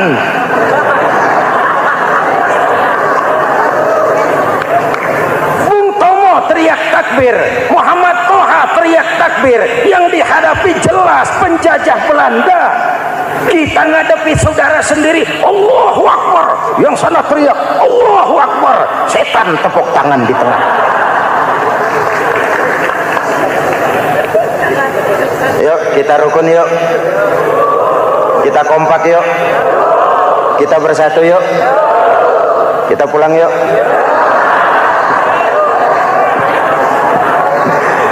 Ini misi kedua. Misi yang ketiga, Al-Quran membebaskan manusia dari gaya hidup sekuler.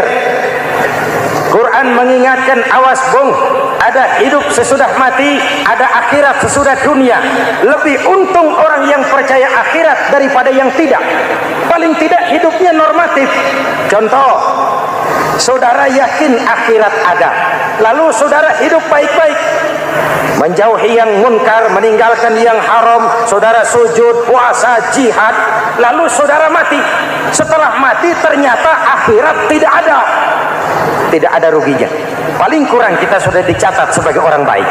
Sebaliknya, saudara tidak percaya sama akhirat, lalu hidup seenaknya, judi, mabuk, zina, nipu orang, korupsi, tenggelam dalam kemunkaran, lalu mati.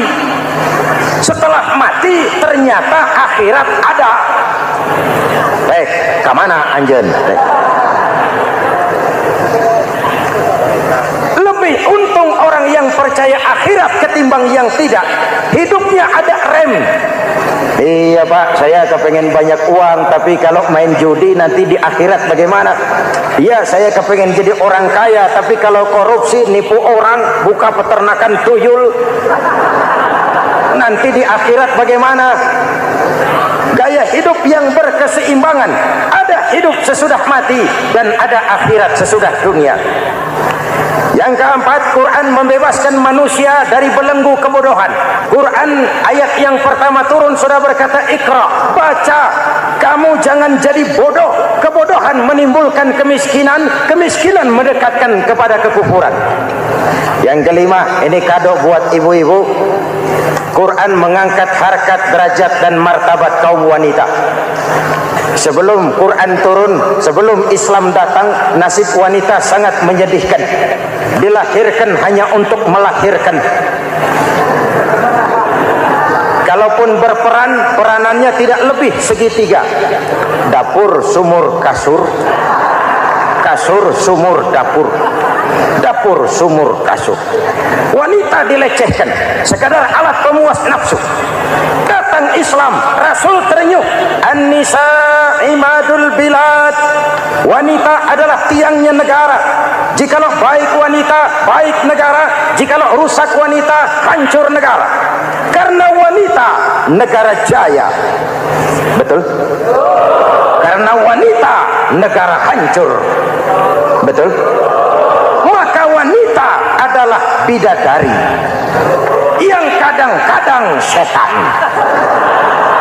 Kadang-kadang.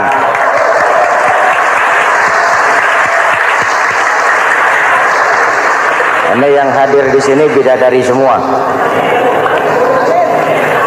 Ibu bapak, saudara-saudara hadirin yang saya hormati. Lalu bagaimana sikap kita terhadap Al-Quran? Quran sendiri menjelaskan, "Tsumma awrasnal kitaba allazina istafaina min ibadina." Kemudian kami wariskan kitab Al-Quran yang kami pilih buat hamba-hamba kami yang terpilih. Luar biasa. Umatnya umat pilihan, Rasulnya Rasul pilihan, kitabnya pun kitab pilihan. Kami wariskan Al-Quran kepada hamba-hamba kami yang kami pilih. Bagaimana sikap mereka setelah menerima Al-Quran? Terbagi tiga. Pertama, faminhum zalimun linafsihi. Di antara mereka ada yang setelah menerima Al-Quran lalu zalim kepada dirinya sendiri.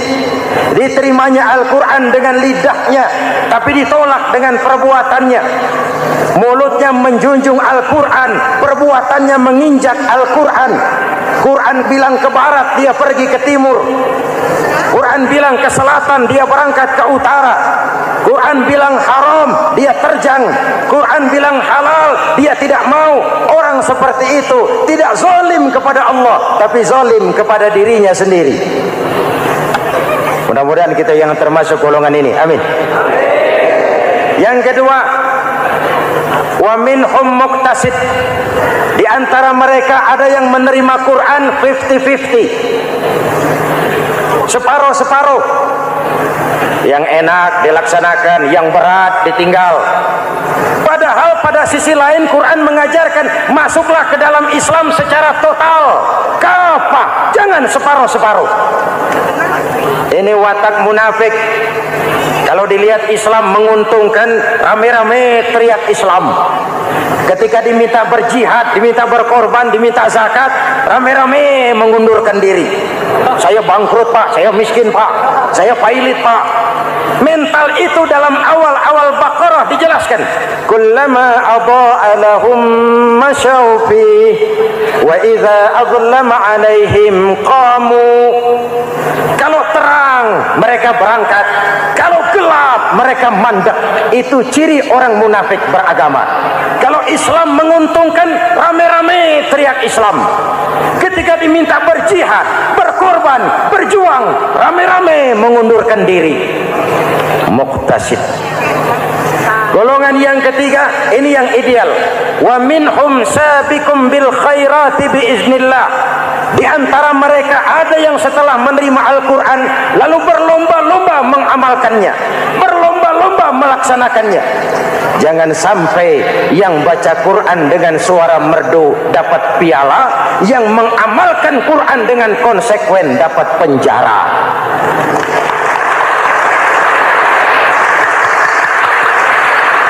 Itu ironi, itu menyedihkan, itu memilukan, dan itu memalukan. Pilihan terserah kita. Satu hadis Rasulullah mengajarkan begini: Man ja'alal Qur'ana amamahu qadahu ilal jannah, wa man ja'alal Qur'ana khalfahu saqahu ilan nar. Siapa yang meletakkan Quran di depannya, dijadikannya Quran sebagai imam, Quran akan membimbing dia ke surga, surga dunia, lebih-lebih surga akhirat. Sebaliknya, siapa yang meletakkan Quran di belakang, dibelakanginya ajaran Quran, Quran akan mendorong dia ke neraka, neraka dunia, lebih-lebih neraka akhirat. Quran imam apa makmum? Kita makmum apa imam? Makmum ikut imam apa imam ikut makmum? Makmum ikut imam. Jikalau Quran adalah imam, jikalau kita adalah makmum. Ke barat kata Quran, ke barat kita berangkat. Ke timur kata Quran, ke timur kita menuju. Halal kata Quran, itu yang kita ambil.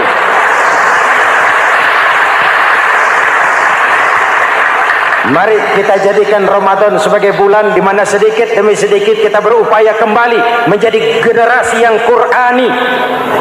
Rasulullah pernah ditanya, kalau Tuhan wafat ya Rasul, kemana kami minta nasihat? Aku tinggalkan kamu dua nasihat. Satu yang diam saja, satu yang bisa bicara. Yang bisa bicara apa ya Rasul?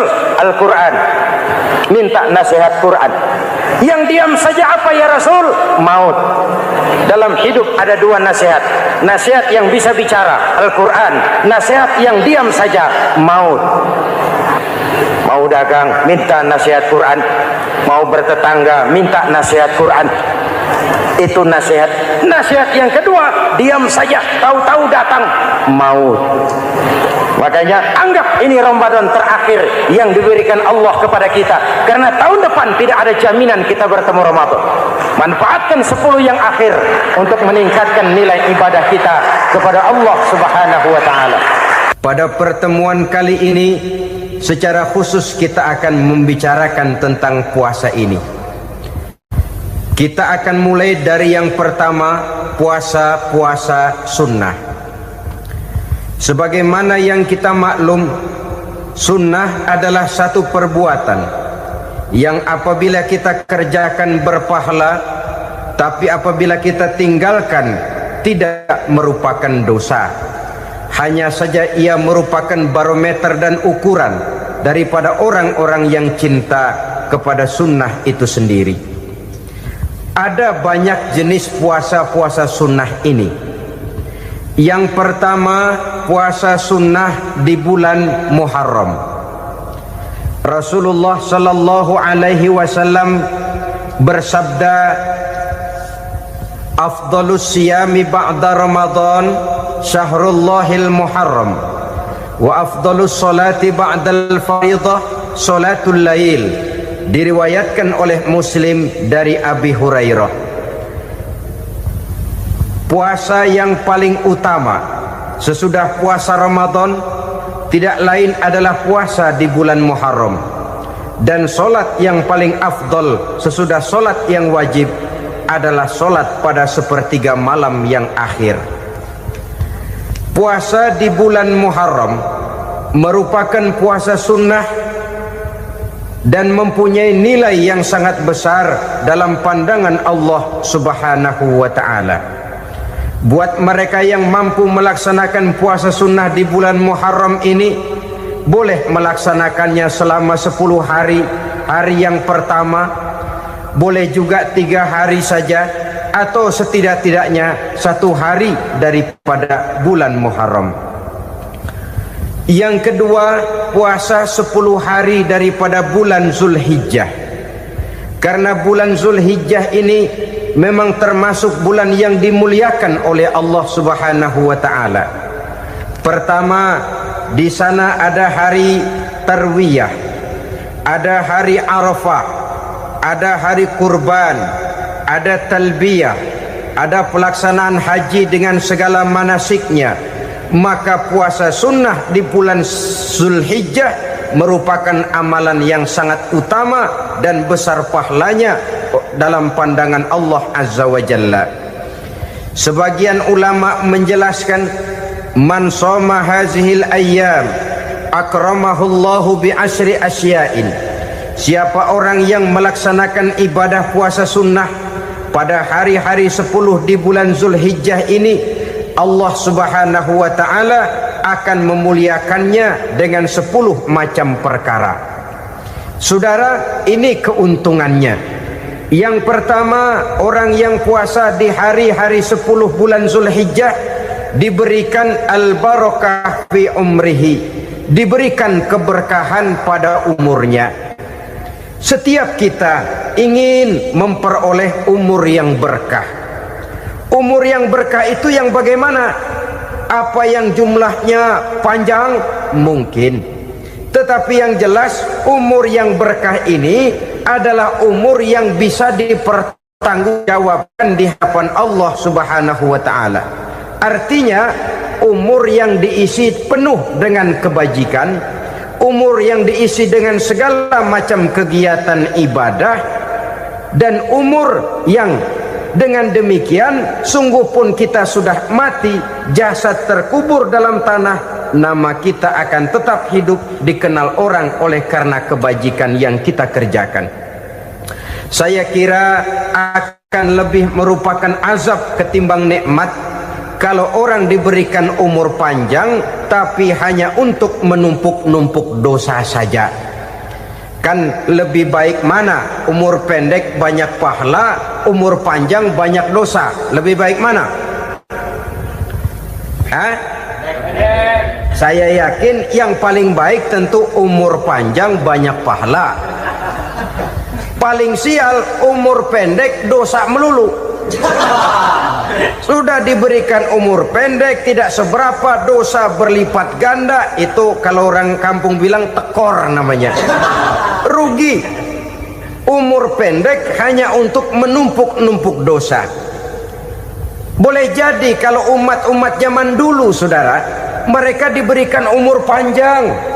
Nabi Adam, kita tahu Nabi Adam itu 2000 tahun umurnya. Nabi Nuh 950 tahun. Umatnya ya rata-rata segitu itu.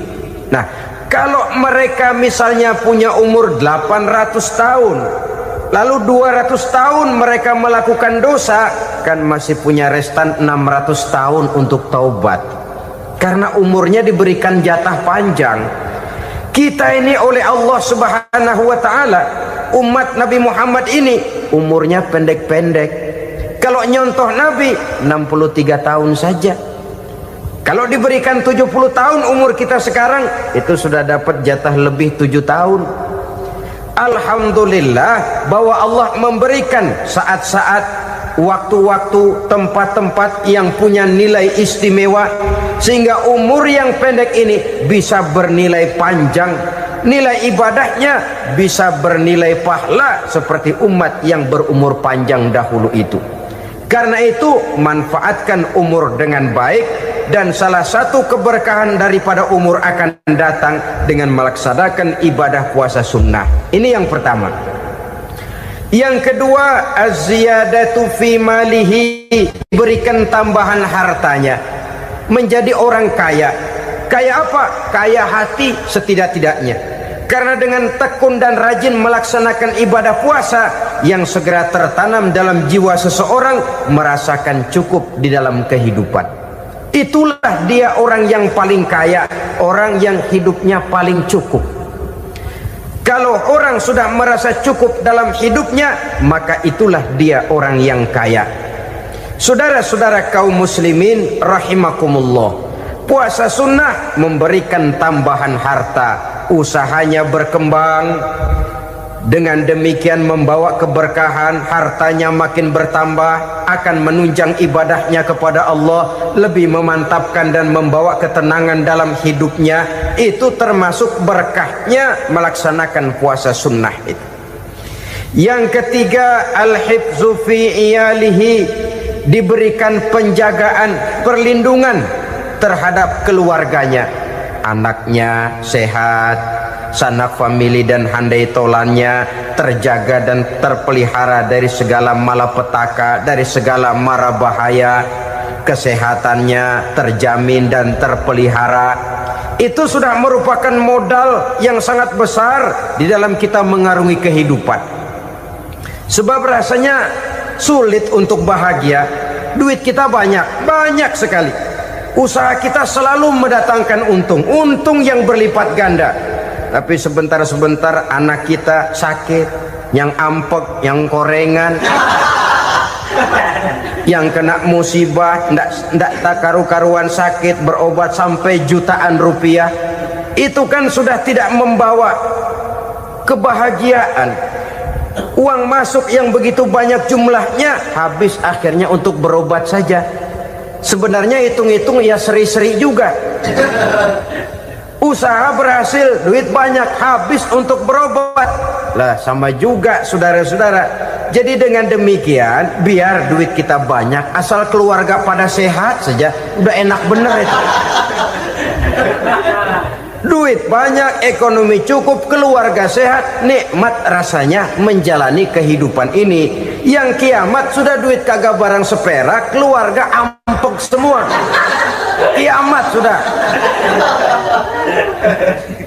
Saudara hadirin yang saya hormati, jadi yang ketiga, Allah memberikan pemeliharaan terhadap keluarganya. Satu kali orang dipelihara Allah, tidak satu kekuatan pun yang bisa mencelakakan. Satu kali orang disengsarakan Allah, tidak satu tenaga pun yang mampu menyelamatkannya. Itulah sebabnya perlindungan Allah, pemeliharaan Allah terhadap diri dan keluarga sangat kita perlukan di dalam kehidupan ini. Dengan melaksanakan ibadah puasa, kita mendekatkan diri kepada Allah. Dengan dekat kepada Allah, maka Allah pun dekat kepada kita. Sehingga dalam hadis qudsi dikatakan, ta'arraf ilallahi firraha ya'rifka fi syiddah. Ingatlah kepada Allah di waktu kamu senang, agar Allah ingat kepada kamu di waktu kamu susah. Yang kita laksanakan kadang-kadang sebaliknya. Waktu susah kita ingat Allah, waktu senang kita lupa Allah. Akhirnya nanti pada waktu kita melarat, kebelangsak, susah dan sebagainya, pertolongan tidak akan datang kepada kita. Benar, ta'aruf ilallah firraha ya'rifka fi syiddah. Ingatlah kepada Allah di waktu kamu susah, ingatlah kepada Allah di waktu kamu senang, agar Allah ingat kepadamu di waktu kamu mendapat kesusahan. Umumnya watak manusia memang kalau sudah dapat susah, ingat kepada Allah. Waktu duduk, waktu berbaring, sambil tidur, dalam segala keadaan Allah disebutnya, Allah dimintakan pertolongannya. Tapi dikala dia berada pada posisi di atas angin, merasa senang, bahagia, Allah terlupakan. Saudara-saudara kaum muslimin, itu yang ketiga. Yang keempat, at-takfiru li sayyiatihi, orang yang melaksanakan puasa sunnah itu diampuni segala dosa dan kesalahan yang telah dilakukannya. Dan yang kelima, atad'ifu li hasanatihi, diberikan balasan yang berlipat ganda dari segala kebaikan yang dikerjakannya. 1 berbalas 7, 7 bisa berbalas 10, 10 masih berbalas 100, masih ditambah dengan wallahu yudha'ifu liman yasha. Allah melipat gandakan pahala orang-orang yang dikehendakinya. Maka carilah satu kebaikan yang apabila kita kerjakan, dosa akan dihapus dan nilai pahalanya menjadi berlipat ganda. 1 kali kita bekerja, 2-3 pulau bisa kita raih dan kita jangkau. Yang keenam, orang yang melaksanakan puasa sunnah di bulan Zulhijjah, at-tashil li sakarati mautihi, diberikan kemudahan pada saat menghadapi sakaratul maut. Maut a mysterious problem. Dia adalah pintu yang setiap orang pasti akan memasukinya. Bahwa mati adalah mati, itu semua kita tahu. Tapi hakikat orang pada saat menghadapi mati itu kan berbeda-beda. Ada yang matinya itu gampang sekali, persis orang tidur saja, tidak nampak gelisah, tidak bikin susah yang hidup, tidak gelimpangan di tempat tidur, persis seperti orang mau tidur saja. Ada yang sulit sekali menghadapi sakaratul maut, gelimpangan di tempat tidur, bikin bingung orang yang nunggu, kadang-kadang seperti kerbau digorok lehernya. Saudara-saudara, sulit menghadapi sakaratul maut. Oleh karena itu Rasulullah sallallahu alaihi wasallam sering beliau itu kalau berdoa membaca Allahumma hawin alayya fi sakaratil maut. Ya Allah, mudahkan saya di dalam menghadapi sakaratul maut. Rasulullah saja, saudara, orang yang ibadahnya paling banyak, orang yang hatinya paling bersih, orang yang akhlaknya paling luhur, masih berdoa semacam ini. Mohon dimudahkan oleh Allah agar mudah menghadapi sakaratul maut. Apalagi kita, terus terang kita ini paling-paling kelas muhtalid, bangsa sama pahala mau sama dosa doyan. Lebih perlu lagi menghadapi sakaratul maut, sehingga apabila malaikat maut datang menjemput nyawa kita, dimudahkan, jangan dibikin sulit, supaya mudah. Jadilah orang baik-baik. Biasanya kalau banyak yang mati, malaikat maut juga kali main-mainin dulu tuh orang, utak-atik, ditakut-takutin dan segala macam. Saudara hadirin yang saya hormati, maka menghadapi sakaratul maut ini merupakan kunci. Apakah seseorang bisa husnul khatimah atau bisa su'ul khatimah? Salah satu jalan untuk memudahkan diri menghadapi sakaratul maut, melaksanakan puasa sunnah di bulan Zulhijjah ini. Yang ketujuh, ad-diya'u li zulumati qabrihi, diberikan terang di alam kuburnya. Kubur, saudara tahu, saudara tentu sering lihat orang dimasukkan ke liang lahat, ditutup dengan papan, dinding ari kata kita di kampung, lalu diuruk lagi dengan tanah. Dalamnya liang lahat, gelapnya liang lahat, gelapnya diuruk dengan tanah, gelapnya di dalam kubur, 3 gelap yang menjadi satu. Bapak moyangnya gelap.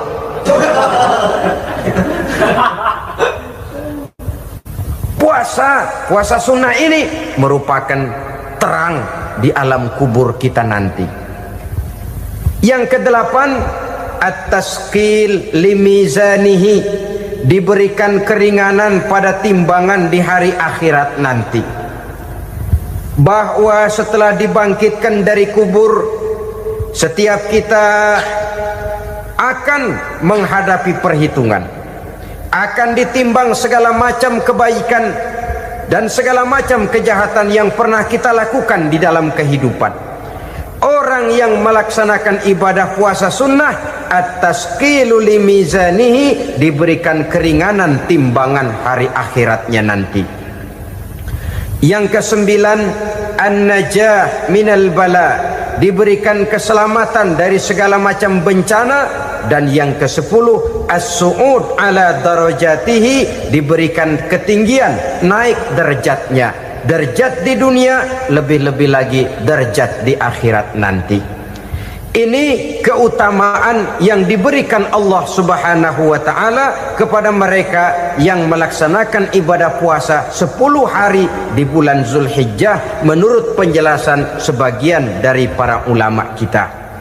Jadi setelah puasa Muharram ada lagi puasa Zulhijjah. Kemudian puasa sunnah yang ketiga, puasa sunnah pada hari Senin dan hari Kamis. Apa sumber hukumnya? Diriwayatkan oleh Imam Muslim dari Abi Qatadah, Rasulullah sallallahu alaihi wasallam ditanya tentang puasa pada hari Senin. Kenapa Rasul melakukan itu? Beliau menjawab, zalika yaumu wulidtu fihi wa yaumu bu'istu au unzila alayya fihi. Hari Senin itu adalah hari di mana aku dilahirkan dan hari di mana aku dibangkitkan. Wahyu pertama turun kepadaku pun pada hari itu. Maka sunnah melaksanakan puasa pada hari itu. Adapun hari Kamis, ada hadis yang diriwayatkan oleh Imam Turmuzi dari Abi Hurairah, Nabi bersabda, tu'radul a'malu yaumul isnaini wal khamisi fa uhibbu ay yu'radu amali wa ana sha'im. Disetor amal setiap manusia pada hari Senin dan pada hari Kamis.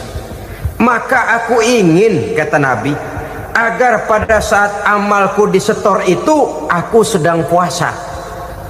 Jadi malaikat itu menurut riwayat ini mencatat dan menyetorkan catatan amalan seseorang pada hari Senin, hari Kamis. Tiap hari Senin amalan kita disetor oleh malaikat. Catatan terakhir tentu yang sedang kita kerjakan, sehingga yang masuk daftar, saya tinggalkan orang ini, dia sedang puasa, karena naik catatan amalnya pada hari Senin. Kamis diangkat lagi, catatan paling akhir, saya tinggalkan orang ini, dia sedang puasa. Itu makna fa uhibbu ayyurada amali wa ana shaim. Aku senang kalau pada saat amalku disetor, catatan paling akhir aku lagi puasa. Satu keistimewaan. Alangkah celaka tiap amalan disetor kita sedang berbuat jahat. Senin, Kamis, teler, mabok, judi. Tiap amalan disetor, catatan akhirnya saya tinggalkan si fulan lagi teler. Laporan Senin. Kamis laporan lagi, saya tinggalkan si fulan lagi mirit kartu. Saudara hadirin yang saya muliakan, alangkah jeleknya catatan kita. Oleh karena itu sunnah puasa pada hari Senin dan hari Kamis. Ini amalan sunnah, saudara-saudara. Dan oleh karena ini amalan sunnah, sebagian ulama memberikan penjelasan, walaupun lupa niat, kalau sudah malam itu lupa niat, boleh niatnya sudah siang puasa sunnah ini, dengan catatan dari pagi belum makan apa-apa. Malam saudara lupa, tahu-tahu ingat ini hari Senin, ini hari Senin, dah jam 10, niatlah jam 10 itu, sah puasanya asal dari pagi belum makan apa-apa. Tapi kalau sudah dapat 2 piring baru niat, jam 10 itu lain, ngojek namanya. Jadi puasa sunnah yang ketiga, puasa pada hari Senin dan hari Kamis. Yang keempat, puasa jenis sunnah yang keempat, puasa 6 hari di bulan Syawal. Diriwayatkan oleh Imam Muslim dari Abi Ayyub bahwa Nabi bersabda, man shoma ramadhana summa atba'ahu sittan min Syawal kana kasyamid dahri. barang siapa yang berpuasa di bulan Ramadan kemudian diikutinya dengan 6 hari di bulan Syawal, maka dia seolah-olah seperti orang yang berpuasa 1 abad lamanya. Allahu Akbar. Demikian besar keuntungannya. 6 hari di bulan Syawal sama dengan orang yang berpuasa 1 abad lamanya. Ini fadailul a'mal, saudara-saudara. Jangan diartikan karena menang sudah puasa 6 hari bulan Syawal, Ramadan tahun depannya lantas nggak puasa. Kenapa? Ukurannya sudah 1 abad. Bukan itu pengertiannya. Ini mendorong orang memberikan ganjaran pahala yang sedemikian besar. 6 hari setelah Ramadan, artinya di bulan Syawal, tidak pada hari pertama Syawal karena haram hukumnya berpuasa pada hari fitri itu. 6 hari di bulan Syawal, tinggal lihat yang mampunya saja. Boleh berurutan, boleh tidak berselang-seling, boleh, asal saja jumlahnya 6 hari selama masih bulan Syawal itu. Hari ini 3 hari lagi, 4 hari lagi, diselang-seling atau berurutan, itu juga lebih baik. Puasa sunnah 6 hari daripada bulan Syawal. Kemudian yang kelima, puasa sunnah 3 hari pada setiap bulan. 3 hari pada setiap bulan.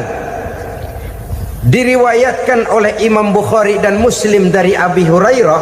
Abi Hurairah bercerita, "Ausani khalili sallallahu alaihi wasallam bisalasin."